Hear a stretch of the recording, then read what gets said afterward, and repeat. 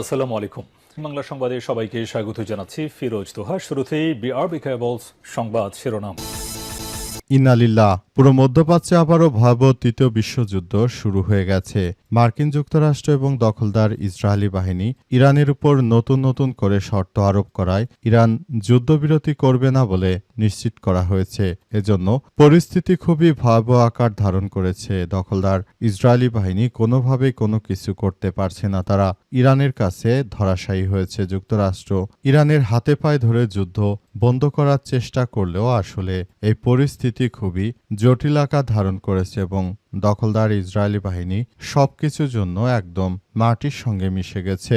আর এরই মাঝে আমাদের হাতে এসে পৌঁছেছে যুদ্ধের সর্বশেষ গুরুত্বপূর্ণ সবথেকে তাজা আপডেট সংবাদ আপনাদের জানিয়ে দিব।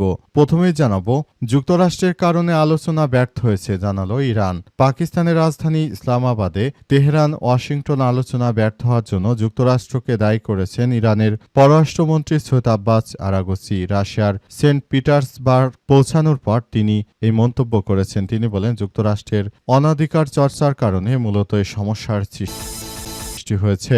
এরপর জানাবো, যুদ্ধবিরতির মধ্যে ইসরায়েলকে কঠোর বার্তা দিলেন লেবাননের সশস্ত্র গোষ্ঠীর প্রধান। ইসরায়েলের সঙ্গে চলমান উত্তেজনার মধ্যে কঠোর অবস্থান পুনর্ব্যক্ত করেছে লেবাননের সশস্ত্র গোষ্ঠীর যোদ্ধাদের প্রধান নাইম কাসেম। কোনো ধরনের চাপ বা হুমকির মুখে তারা মাথা নত করবে না বলে হুঁশিয়ারি দিয়েছেন তিনি। এদিকে বিশ্বকে নিরাপদ করতে গিয়ে যেভাবে নিজের বিপদ নিজেই ডেকে আনলেন ডোনাল্ড ট্রাম্প। শান্তির মাধ্যমে শান্তি খরিদ করতে চেয়েছিলেন মার্কিন যুক্তরাষ্ট্রের president Donald Trump. Trump president হিসেবে দ্বিতীয় মেয়াদে দায়িত্ব গ্রহণের আগে এই স্বপ্ন দেখিয়েছিলেন তিনি। যদিও দায়িত্ব গ্রহণের পর সেই স্বপ্ন বাস্তবে পরিণত করতে গিয়ে একের পর এক হঠকারী পদক্ষেপ নিয়েছেন। কখনো আন্তর্জাতিক আইন লঙ্ঘন করে ভেনেজুয়েলার প্রেসিডেন্টকে সামরিক শক্তির নগ্ন হস্তক্ষেপের মাধ্যমে তুলে এনেছেন, তা কখনো আবার একক সিদ্ধান্তের মাধ্যমে পুরো মধ্যপ্রাচ্যকে ধ্বংসের দ্বারপ্রান্তে ঠেলে দিয়েছে।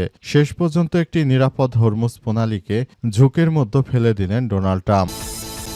এবারে জানাবো, হিমালয়ে বরফ কমে 23 বছরের মধ্যে সর্বনিম্ন ঝুঁকিতে 200 কোটি মানুষ। হিমালয়ের বরফের স্তর দ্রুত কমে যায়। এশিয়ার বৃহৎ অংশে পানি সংকটের আশঙ্কা বাড়ছে। নতুন এক প্রতিবেদনে বলা হয়েছে, গত 2 দশকের মধ্যে সর্বনিম্ন পর্যায়ে নেমে গেছে এই অঞ্চলের পানি। এর ফলে বাংলাদেশসহ পুরো ভারতবর্ষে 200 কোটি মানুষের পানীয় জলের অভাব দেখা দিতে পারে।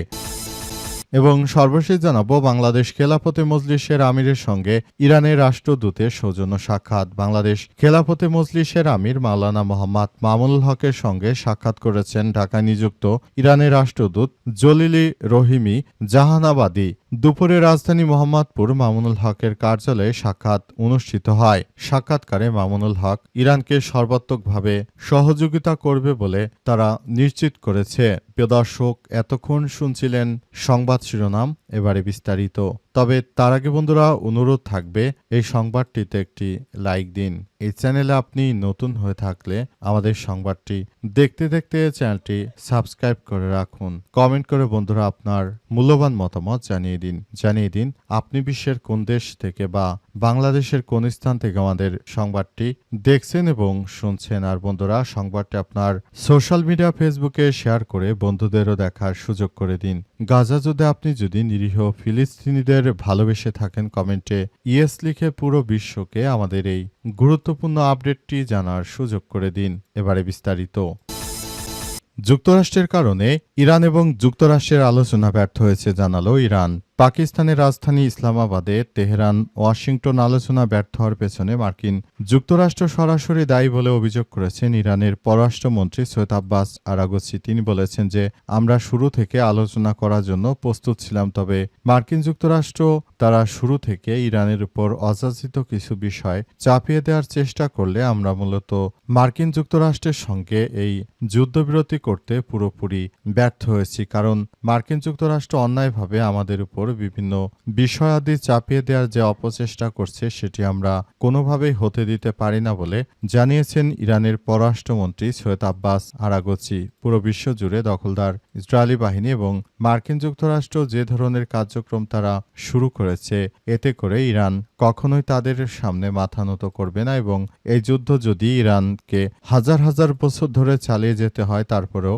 যুদ্ধ তারা চালিয়ে যেতে প্রস্তুত। কারণ দখলদার ইসরায়েলি বাহিনী এবং মার্কিন যুক্তরাষ্ট্র তারা যে ধরনের অন্যায় করেছে সেই অন্যায় আসলে কোনোভাবেই মেনে নেওয়া যায় না। পরিস্থিতি অত্যন্ত জটিল আকার ধারণ করেছে বলে নিশ্চিত করা হয়েছে। পুরো মধ্যপ্রাচ্য জুড়ে দখলদার ইসরায়েলি বাহিনী যে ধরনের কার্যক্রম শুরু করেছে এটা কোনোভাবেই গ্রহণযোগ্য হতে পারে না বলে ইরানের পক্ষ থেকে আরও নিশ্চিত করে জানানো হয়েছে। যুদ্ধবিরতির মধ্যেই ইসরায়েলকে কঠোর বার্তা লেবাননের সশস্ত্র গোষ্ঠীর। ইসরায়েলের সঙ্গে চলমান উত্তেজনার মধ্যে কঠোর অবস্থান পুনর্ব্যক্ত করেছে লেবাননের সশস্ত্র গোষ্ঠীর যোদ্ধারা। সংগঠনটি প্রধান নাইম কাসেম বলেছেন, কোনো ধরনের চাপ বা হুমকির মুখে তারা মাথা নত করবে না এবং অস্ত্র ছাড়ার প্রশ্নই ওঠে না। একই সঙ্গে লেবাননের সরকারকে ইসরায়েলের সঙ্গে সরাসরি আলোচনা থেকে সরে এসে অভ্যন্তরীণ সংলাপে মনোযোগ দেওয়ার আহ্বান জানিয়েছে তিনি। সংবাদমাধ্যম আল জাজিরা বলছে যে হিজবুল্লাহ অস্ত্র ত্যাগ করবে না এবং কোনো পরিস্থিতিতেই তারা জায়নবাদীদের সঙ্গে যুদ্ধ বন্ধ করবে না। কারণ জায়নবাদীরা নিরীহ লেবাননবাসীর উপর যেভাবে আক্রমণ করেছে, যে সন্ত্রাসী কর্মকাণ্ড করেছে, এর জন্য জায়নবাদীরা পুরোপুরি দায়ী বলে মনে করে লেবাননের সশস্ত্র যোদ্ধারা। তাই যোদ্ধারা যে কোনো মূল্যে আসলে দখলদার ইসরায়েলি বাহিনীকে চরমভাবে ধসিয়ে দেবে তারা। পরিস্থিতি যতই খারাপ আকার ধারণ করুক না কেন, দখলদার বাহিনীকে কোনোভাবেই ছাড় দেওয়া হবে না বলে লেবাননের পক্ষ থেকে আরও নিশ্চিত করা হয়েছে। পরিস্থিতি অত্যন্ত জটিল আকার ধারণ করেছে এবং এই মুহূর্তে দখলদার ইসরায়েলি বাহিনী তারা পুরোপুরি ফেঁসে গেছে এবং তারা আগামীতে কি করতে চলেছে না করতে চলেছে সেসব বিষয় নিয়ে এখন পর্যন্ত কেউ আসলে কোনোভাবে কোনো কার্যক্রম চালাতে পারছে না। দখলদারদের যেখানেই পাওয়া যাচ্ছে সেখানেই তাদেরকে কতল করছে ইরানের ইসলামী বিপ্লবী গার্ড বাহিনী সহ লেবাননের সশস্ত্র যোদ্ধারা। পাশাপাশি ইরাকেও ইরানের কিছু মিলিশিয়া বাহিনী রয়েছে, তারা মার্কিন যুক্তরাষ্ট্রকে কোনোভাবেই ছাড় দেবে না বলে নিশ্চিত করা হয়েছে। বর্তমানে এই পরিস্থিতির মধ্য দিয়ে জায়নবাদী দখলদার ইসরায়েলি বাহিনীকে চরমভাবে ধসিয়ে দিয়েছে ইরানের ইসলামী বিপ্লবী গার্ড বাহিনীর সদস্যরা। যে কোনো মূল্যে দখলদারদের ধূলিসাৎ করাই হচ্ছে ইরানের ইসলামী বিপ্লবী গার্ড বাহিনীর সদস্যদের কার্যক্রম। বিশ্বকে নিরাপদ করতে গিয়ে যেভাবে নিজের আপদ বাড়ালেন ডোনাল্ড ট্রাম্প, শক্তির মাধ্যমে শান্তি খরিদ করতে চেয়েছিলেন মার্কিন প্রেসিডেন্ট ডোনাল্ড ট্রাম্প। প্রেসিডেন্ট হিসেবে দ্বিতীয় মেয়াদে দায়িত্ব গ্রহণের আগে এই স্বপ্ন দেখিয়েছিলেন তিনি, যদিও দায়িত্ব গ্রহণের পর থেকে সে স্বপ্ন বাস্তবে পরিণত করতে গিয়ে একের পর এক হঠকারী পদক্ষেপ নিয়েছেন। কখনো আন্তর্জাতিক আইন লঙ্ঘন করে ভেনেজুয়েলার প্রেসিডেন্টকে সামরিক শক্তির নগ্ন প্রদর্শনীর মাধ্যমে তুলে এনেছেন, কখনো আবার একক সিদ্ধান্তের মাধ্যমে পুরো মধ্যপ্রাচ্যকে ধ্বংসের দ্বারপ্রান্তে ঠেলে দিয়েছেন। এসব ফল কি হলো? শক্তির মাধ্যমে শান্তির সওদা হয়নি। হরমুজ প্রণালীর মতো একটা গুরুত্বপূর্ণ জলপথ চিরতরে অনিরাপদ হয়ে গেছে। নিজ দেশে ট্রাম্প নিজেও নিরাপদে আছেন না।